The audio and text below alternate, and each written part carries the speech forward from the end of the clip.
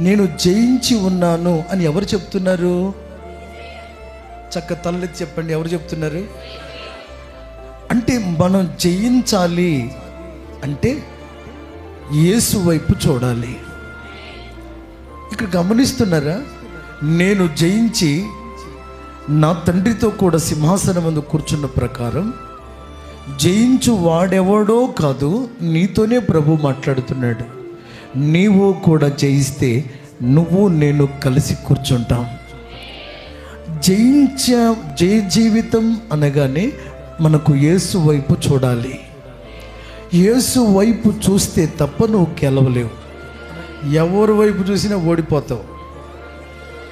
గెలిచినట్టుకున్నా ఓడిపోతావు, ఓడిపోయినట్టున్నా ఇక నువ్వు గెలవలేవు.